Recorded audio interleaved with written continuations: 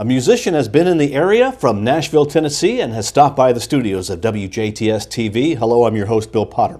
Thank you for joining us on In.form. Brandon Maddox has made it to DuBois County from Nashville. You have a new CD out, but let's find out about Brandon Maddox. Tell us a little bit about yourself. Well, I grew up near Nashville, a Tennessee native. I'm from Chattanooga originally, down that way, and I just loved music my whole life. I was about 4 or 5 years old listening to my dad's old records, and he played everything from Johnny Cash and all the way up through the Beatles and Beach Boys. So I got a whole expansion of music right there. What would you call your style the closest to?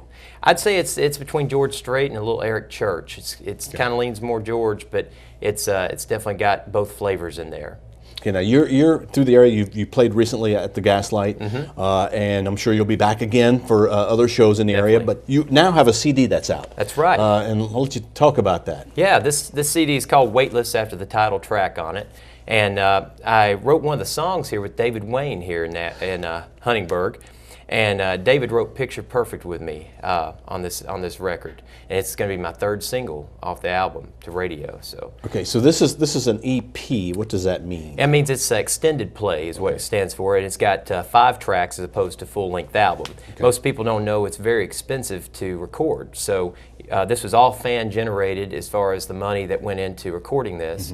And so it's about $1,000 per song to record. So you have to raise some money to be able to do that. And so you're looking at $5,000 for 5 songs. And if you're, the whole starving artist thing, if you're that, then that's what you got to do. And if you're doing a whole record, it can cost you up to $10,000 and more sometimes with all the different fees. Now, this CD is available how? How can somebody get a hold of it? You can get it on iTunes, Amazon, Spotify. You can also just check that out on my Facebook page, which is facebook.com/Brandon Maddox Music.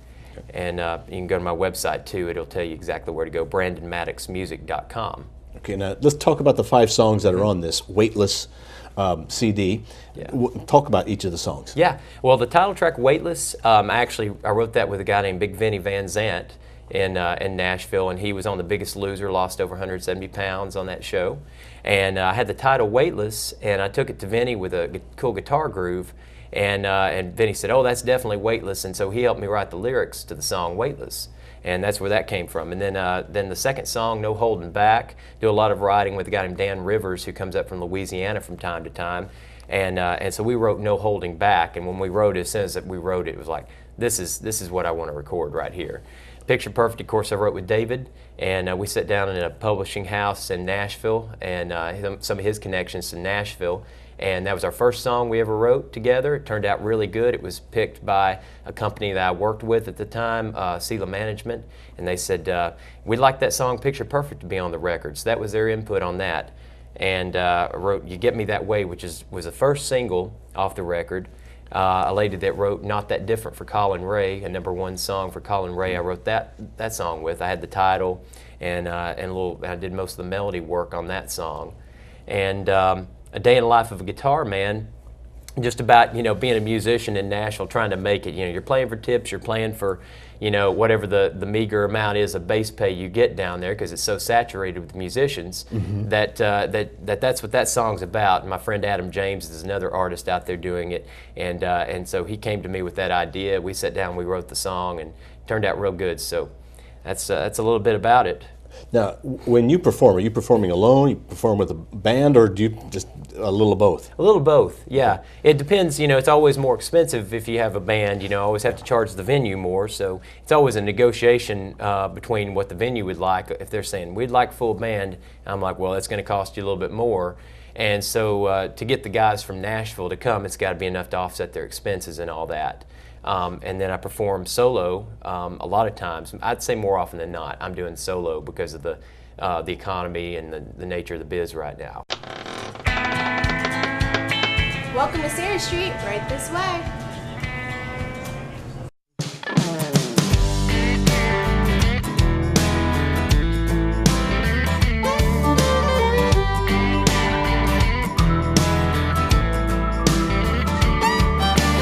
Never catch me with a dozen yellow daisies in my hand, or thinking twice about giving some other girl a second glance. But lately, I'd say I've been thinking, talking, and acting a little bit strange, and you're to blame. You keep me that way, keep me in a good way, got me all tongue-tied, mixed up, twisted inside. Hey, baby, I like it that way. Make me want to sing, get a little rowdy, got me on up. Oh, here we go. Hello, what can I say? You get me that way.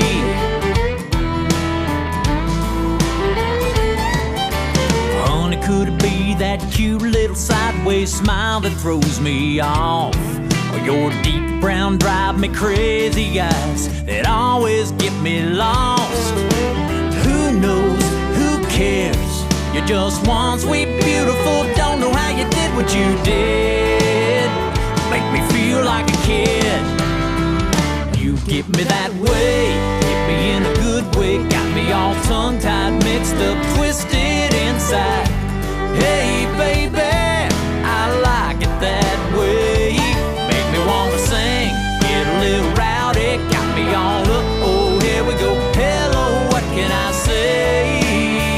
You get me that way.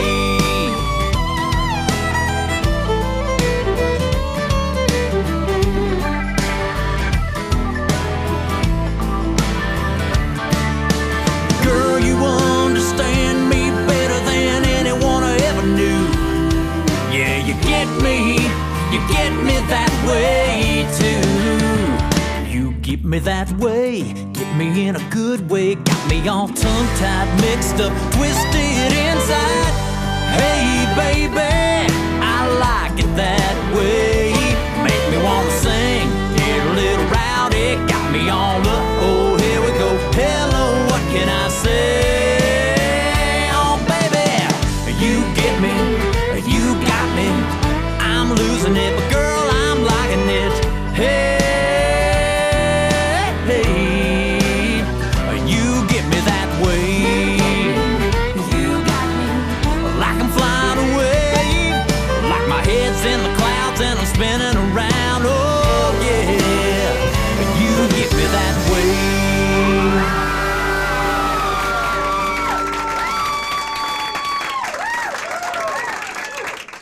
Thank you. Y'all come back now. Now, I don't want to pigeonhole you into one kind of music because I know a lot of people play a wide range. But what sort of genre would you say your music is? I'd say it's country with a little bit of a rock edge, but it's more rock than pop. It's not traditional, but it's between traditional and rock with very little pop influence, I would say. Who influenced you the most? What is your musical influence? I know you said that you listened to music with your dad and it was a little bit of everything, but Yeah.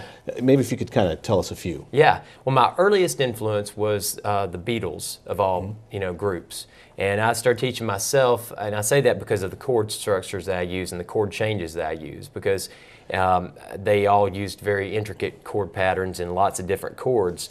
So, so the Beatles were big early on. I taught myself out of old Beatles books to play the guitar. So that's where that came from. And then later on down the road, bluegrass filtered in. I started writing a lot of bluegrass songs. Ralph Stanley was one of them, among others, the Lonesome River Band. And then after that, we got into George Strait. I was real big on George Strait, Toby Keith, Brad Paisley. And then just Craig Morgan's another big influence. So it's just all over the map. So Now, what would you consider you've made it when you get to do what? well, when when I have a song on Billboard, Okay. and it's on the radio, then I would say that I've made it and arrived. But every step of the way is just validation and is encouragement to keep me going. And I got my song "Weightless." It's my current single out right now. Won 2 times in a row yesterday on Thunder 102 radio station out of Liberty, New York. So everything is a stepping stone, and everything is a cool little thing to keep me going, So What do you think is the toughest part of doing what you do? Is it trying to be new and fresh all the time, or is it maybe staying in a groove? It's all the above. In Nashville, it's being new and different because there's so many acts that are out there trying to be different that you know, you're going to be a little bit like something, you know. And then the other thing is you've got the best and the worst in Nashville. You've got the best and the worst in the United States, all trying to make it. So you know, you may think you have this guy beat, but this other guy, your jaw's dropping. You know, you're like, man, he's really good. You know, but then a lot of times I think in your own mind, you're also I tend to think of myself as, if I see somebody else out there playing, I'm like, well, I'm not as good as that, you know, or I'm like, well, you know, they're this, but then somebody will come up, oh, you're better than that. So it's all in your mind, you know, about where you're at. If somebody wants to book you, because they need to book you now before you become big, because then you would charge way too much. Yeah. If somebody would like to book you, how far will you go? Obviously, you'll come to Du Bois County. Yeah, But what should they do? Is there a booking agent, or go to your website? Yeah, they can either go to my website, which if they contact me through the contact form on my website, that goes straight to my email, and I'll handle the booking that way, and I deal directly with the venues. But also in fairs and festivals, I love playing those. But I have a Cila management that does a lot of my bookings too. Okay. If they want to contact Cila, C-I-L-A management, then they'll work with them on doing a lot of bookings, especially the larger echelon people that like to deal with you know, management companies rather than the artist. What's your favorite sort of venue to play right now? I mean, someday your favorite venue is going to be right on the stage of the Academy of Country Music Award show, but what is it now? What do you prefer? What do you enjoy playing the most? I really love anywhere the fans are engaged. It doesn't matter if it's like a fair or festival or it's a bar somewhere. For instance, I went to Massachusetts, up to a place, and I was kind of floored because they were all ready for me to get there. It was a Monday night in Fall River, Massachusetts, and they had dance moves worked out, choreographed to my original songs, and they were out there just dancing to my music. And that was one of the best feelings and the best places that I could say that I played. And I played some fairs and festivals that are cool, and then I played others that are kind of, you know, so-so. So it's all in how the people react. If they're really into the music and they kind of know about me beforehand, it's always better. So the fans will help make that venue be the best. Right. Yeah. Okay. Well, we're going to play some of your music, and we really do appreciate you coming in. Thank you so much for having me. Our guest has been Brandon Maddox. He's got a new CD out. It's called Weightless, which you can, I'm sure, go to Google Brandon Maddox or go to your website, which is here at the bottom of the TV screen, and find out how to get this CD, or go to iTunes or Amazon, any of that way to do it. Brandon, it's been a pleasure having you in, and good luck with your success. And when you get to be, hopefully not too big, will you come back and be on the show again? I would love to. Thank you so much. All right, our guest has been Brandon Maddox. This is WJTS. We are local people watching local people. It's hard to ignore the bright lights and a crowd of screaming folks who hang on every word I sing and laugh at all my jokes. Let's sit up, shots of Cuervo, a couple beers and maybe wine, then say, hey man, my girlfriend wants to hear Sweet Child of Mine. I'm packing up at the end of the night, some girls and a few. Will you hold me like you hold your guitar when I come home with you? Say sorry, no, I got someone at home and I know that she'll be waiting. I got an early morning and this night's already late. It's just a day in the life of a guitar man, trying to grin while I'm picking on the sixth string in my hand. If you ain't ever done it, you can't understand a day in the life of a guitar man. Well, I'm driving home at 4 a.m. with a switch stick in my craw, when in my rear view I can see the bright lights of the law. So I stole that switch stick under the seat and I pull off to the side, roll down the window, cut the engine, up what's 45. You said you were doing 60 and a 55 was gonna cost you $250. Well, that's all I made tonight when I played and sixth and started to hit me.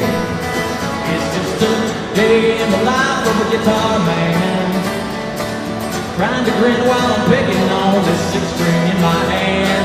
If you ain't ever done it, you can't understand a day in the life of a guitar man. This next one's my favorite verse. Well, this one guy pulls me aside, says, son, you gotta write about love, 'cause that's the one thing this old world just don't have enough of. Well, I had to laugh 'cause I knew I had about 100 of those songs. He swore if I followed his advice, my career would start moving along.